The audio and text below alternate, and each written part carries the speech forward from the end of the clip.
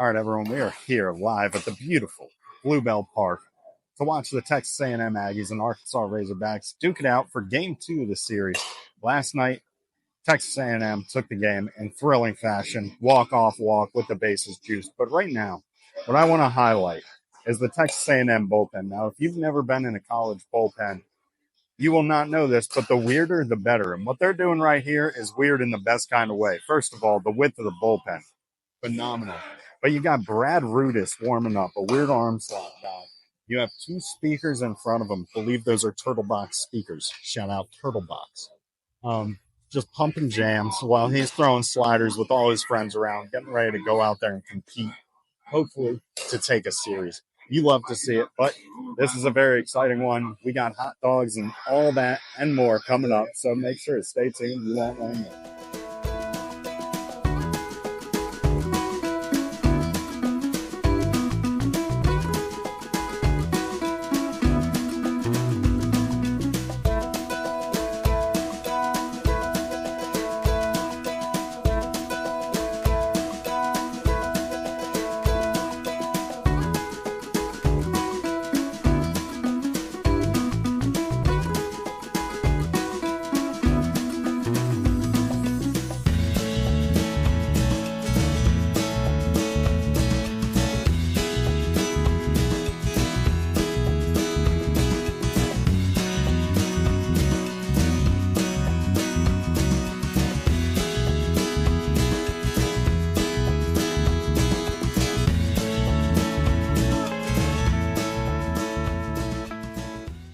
All right, we're here down the third base line for Ben's pretzel sausage dog sort of concoction.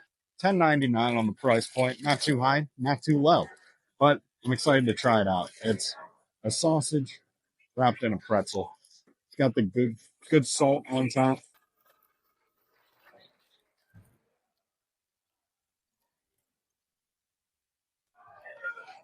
I don't know where it is, but there's cheese in here somewhere. That is something I was not expecting. That it came out of nowhere in the back, but not upset about it in the least bit. The only recommendation I would have, add a little bit of mustard, a little bit of ketchup, elevates it a little bit more. The amount.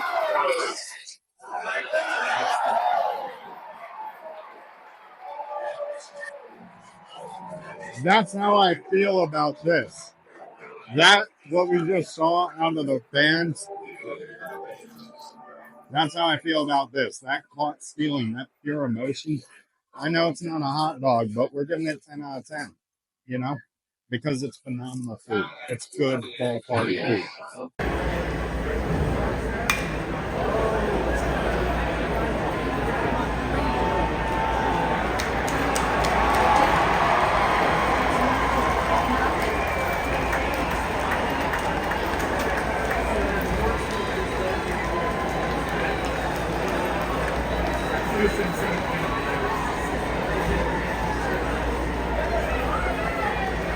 Picked up an Aggie dog. I exchanged $7.49 plus tax and tip. When I scanned it, I grabbed it, actually. I did everything but prepare it. But we're starting off. Not on third. And not on first either. The dog is hidden. Okay, so we unveil it. The Frank looks good. It looks undeniable. So we'll get into it. Should we do a bite without ketchup? No, we shouldn't, because I don't have a drink. I would die. We'll take the ketchup. We'll just, you see the way it's sticking to the bun right there? That's just good stuff. That's the moisture you want. And if I'm going to pay $7.49 for a dog, I don't want one of those little grilled weenies that, looks like it's spent an hour in the water, just shriveled up. We don't want that. This isn't that. It looks like it is quality.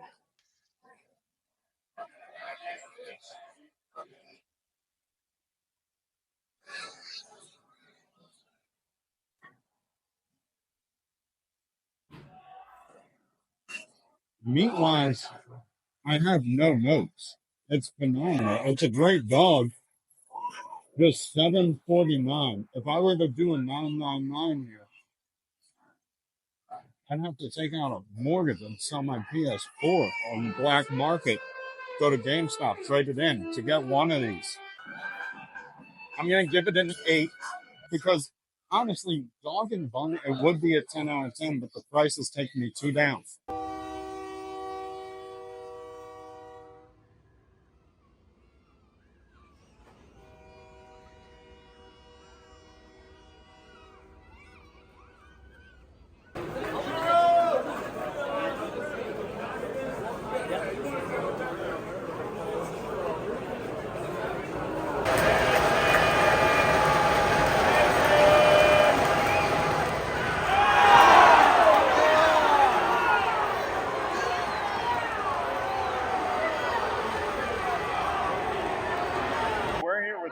Matthew, how long have you been coming to Section 203?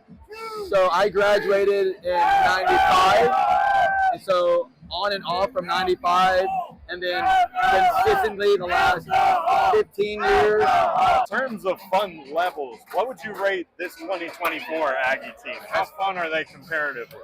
You know, we have some characters on the team. You know, because of the NIL, now we're getting guys from all over the country, right? Sure. So this guy right here, Shot, you know, Hayden Shot comes from Colombia, but he's a California boy. So they have a very unique personality. It's all about fun, things that we never would have, our boys never would have done. They're playing like barefoot, no shirt, shorts, fungo ball. Like, it's just crazy. Just having a good time. Yeah, this group is really like, on a 1 to 10, they're easy, like 9. Like, they have a lot of fun. Easy 9. Easy, so, yeah. What has made you such a diehard fan? So my dad was in the military. Okay. And so he's a Marine, so he made visits here. And like, so that gets started. And then my wife in high school, we were just, dating. She was a diehard Aggie, and then I kind of like just got more and more involved in it. And then when I got here, I just fell in love. It's just, you can't explain it, man. It's just, you either love it or you hate it. Yeah, I've gotten a lot of comments, a lot of warnings that I might join a cult this weekend. Yeah. And I definitely see what they're saying. The people here love. Yeah, it's really hard to understand, like, how can we like our traditions, right? Because they're just so different. Everybody has them, right? But ours are just really quirky. They're weird. This works. I mean, it's just weird stuff. I don't fully know what's going on, but I'm here for it. Yeah, everything we do is like, it has a purpose. You know what I mean? It's not random. Like, there's a reason, and it's usually really, really meaningful. You know what I mean? It's hard to explain. Sure. Yeah, I love the place though. Now, Matthew, what would you say is your favorite A&M tradition? Our century tree.